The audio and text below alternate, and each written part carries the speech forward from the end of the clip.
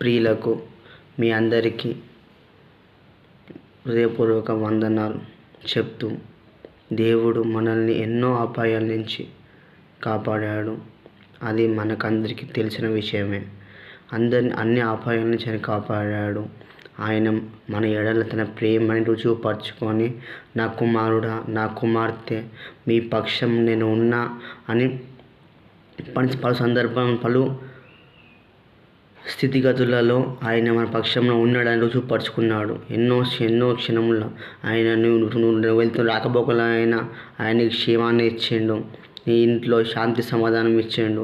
ఒకవేళ నువ్వు బాధపడుతున్నావేమో, నీ జీవితంలో ఏ కార్యం జరగలేదని, దేవుడు వాక్యం ఏం సెలవిస్తుందంటే, నువ్వు ఊహించిన దానికంటే ఆయన అధికముగా నీ ఎదుట మేలులు చేయబోతున్నాడు. కనుక నువ్వు మొదటిగా ఆయన ఏళ్ళ నమ్ము, విశ్వసించిన వారికి ఆయన ఏ మేలు కొదువై ఉండదని నేను వాక్యం సెలవిస్తాను. విశ్వసిస్తే తప్ప ఆయన నీ పక్షమున కార్యం చేయలేడు.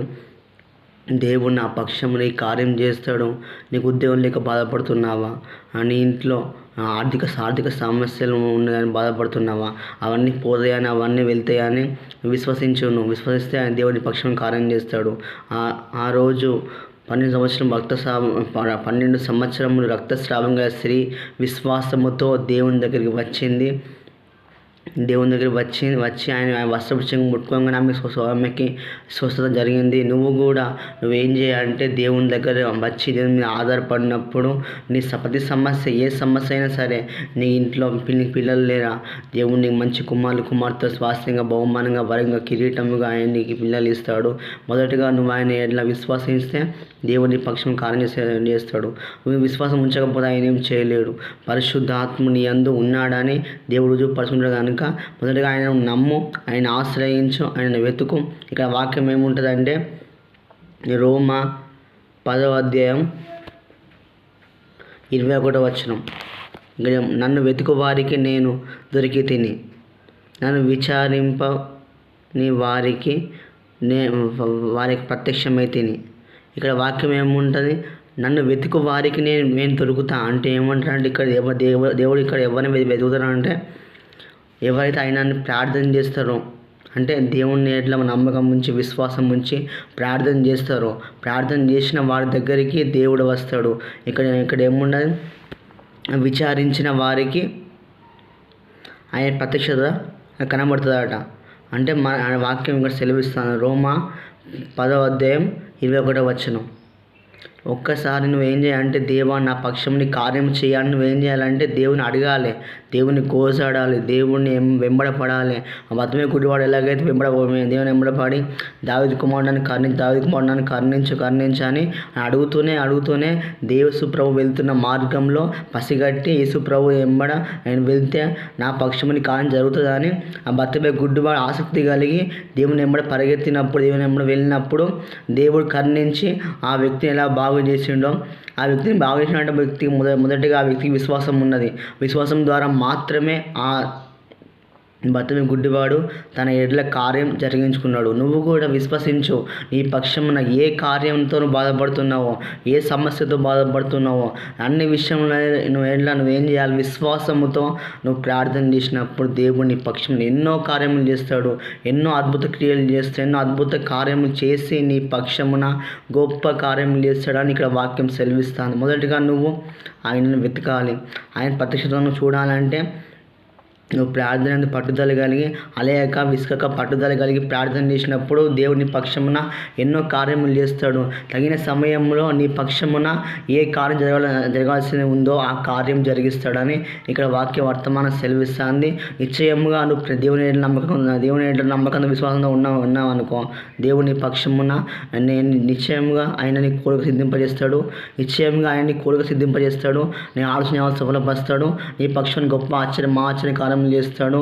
నువ్వు వేదంతో బాధలతో ఉండి అవన్నీ తొలగించి మానసికంగా బాధపడదు. ఏ వ్యక్తి కూడా మానసికంగా కృంగిపోవద్దు.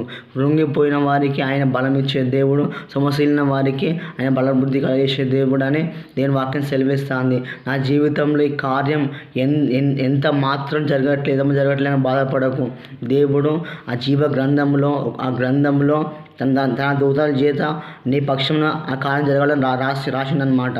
అది ఏ కాలం జరగాలో ఆ కాలం వచ్చేంత వరకు ఎదురు చూసినప్పుడు దేవుడు నీ పక్షమున ఆ కార్యం చేస్తాడు. నీ కుటుంబ శాంతి సమాధానం కుటుంబ శాంతి సమాధానం దేవుడు ఇస్తాడు. కుటుంబం నెమ్మది లేకపోతే కుటుంబాన్ని నెమ్మది ఇస్తాడు. కుటుంబంలో ఆరోగ్యవంతంగా నీ కుటుంబంలో ఎవరు లేరు అని, ఒకవేళ ఆరోగ్యంగా ఎవరు లేరు అనుకో, ఒకవేళ దేవుడు నీకు మంచి ఆరోగ్యం ఇస్తే కుటుంబంలో నీ కుటుంబం రక్షణ ఇస్తాడు, కుటుంబంలో నెమ్మది, కుటుంబ శాంతి సమాధానం ఇస్తే కుటుంబంలో అన్ని ఇస్తాడని ఇక్కడ వాక్య వర్తమానం సెలవిస్తాను. కనుక మొదటిగా నువ్వు ఆయనలో వెతకాలి, ఆయనను విశ్వసించాలి, ఆయన నమ్మాలి, ఆయన ఆశ్రయించాలి. నా దేవుడు నా పక్షమున ఈ గొప్ప ఆశ్చర్య మహా ఆశ్చర్య అద్భుత కార్యములు చేస్తాడని విశ్వసించినప్పుడు దేవుడు నీ పక్షమున కార్యం చేస్తే ఎంతోమంది విశ్వాసఘాతకులు ఉన్నారు బైబిల్లో. అబ్రాహాము విశ్వాసులకు తండ్రి ఆయన అబ్రాహాము. ఆ అబ్రాహామును ఒక మాదిరిగా ఉంచుకొని యేసు ప్రభు తండ్రిని పోలి విశ్వాసముతో తన యొక్క 33 సంవత్సరములు యేసు ప్రభుతో విశ్వాసముతో తండ్రి మాట వినుకుంటూ నడిచాడు కనుక ఆయన ఎన్నో కార్యములు చేశాడు. బతమే గుడ్డివారిని బాగు చేసిండు, విధవరాలి కుమారుణ్ణి బాగు చేసిండు. దేవుడు ఎంతోమంది జీవితంలో ఆయన గొప్ప కార్యములు చేసిండు, రోగం స్వస్థపరిచిండు, అనారోగ్యంతో ఉన్నవారిని బాగు చేసిండు. దేవుడు మన పక్షమున ఎన్నో కార్యములు చేస్తాడు. నువ్వు ఏ బాధతో ఉన్నావు నాకు తెలియదు, కానీ నా దేవుడికి నీకు తెలుసు, నా దేవుడికి తెలుసు. నువ్వు ఏ బాధ, ఏ సమస్యతో, ఏ వేదన, ఏ బాధతో ఉన్నావో, కానీ దేవుడు నీ పక్షమున ఎన్నో కార్యములు చేస్తాడని మొదట నువ్వు విశ్వసించాలి, నువ్వు నమ్మాలి, ఆశ్రయించాలి. ఎంతోమంది విశ్వాస వీరులు ఉన్నారు. అబ్రాహాము, దావీదు, యెషయా ప్రవక్త, ఇంకెంతోమంది భక్తులు, ప్రవక్తలు, అపోస్తలులు, సువార్తికులు, బోధకులు, అపోస్తలులైన పౌలు మంచి పోరాడితేనే నా పరువు తుదముట్టి నాకు జీవగీతం ఇస్తుందని సాక్ష్యం ఇస్తాడు. మనము కూడా మంచి పోరాడాలని ఇక్కడ వాక్య వర్తమానం సెలవిస్తుంది. నువ్వు ఆయన వెతికినప్పుడు, మంచి పోరాడినప్పుడు దేవునికి కావాల్సిన సమస్తం ఆయన సమకూర్చి సకాలంలో ఆయన నీ పక్షమున ఆ కార్యములు చేస్తాడు. నువ్వు ప్రతి విన్నపాన్ని ఆయన ఎదుట నువ్వు పెట్టు, ఆ విన్నపాన్ని పక్షమున ఆయన నీ పక్షము కార్యం చేస్తాడని వాక్యం సేవిస్తాం. కనుక మొదటిగా నువ్వు దేవునిలో మంచిగా ఉండాలని కోరుకుంటూ ఇక్కడ అనేక మంది భక్తులు అందరూ ఏం చేసిందంటే దేవుని యొక్క విశ్వాసంలో ముందుకు నడిచారు. వాళ్ళు ఎప్పుడు ఓడిపోలేదు, వాళ్ళు ఎప్పుడు నా విశ్వాసం పడిపోలేదు. నువ్వు కూడా ఏంటంటే నువ్వు విశ్వాసం పడిపోవద్దు. ప్రార్థనలో నువ్వు అభిషేకం కలిగి నడవాలి, నువ్వు ప్రార్థనలో పట్టుదల కలిగి నడవాలి. ఇక్కడ అనేక మంది విశ్వాసఘాతకులు తమ యొక్క ప్రార్థన ద్వారా తమ యొక్క పునాది వాళ్ళు కట్టుకుంటారు. నువ్వు కూడా ఆ ప్రార్థన యొక్క పునాది ద్వారా నువ్వు జీవితాన్ని కట్టుకోవాలి. నువ్వు ముందుకు నడవాలి, ముందుకు వెళ్ళాలి, వెనుక పడిపోద్దు. నువ్వు అలేక పరిగెత్తూనే ఉండాలి. పరిగెత్తినప్పుడు నువ్వు జీవ కిరీటాన్ని పొందుకుంటావు. నువ్వు రక్షణ కిరీటాన్ని పొందుకొని ఉన్నావు కనుక జీవ కిరీటాన్ని దేవునికి ఇస్తాడు.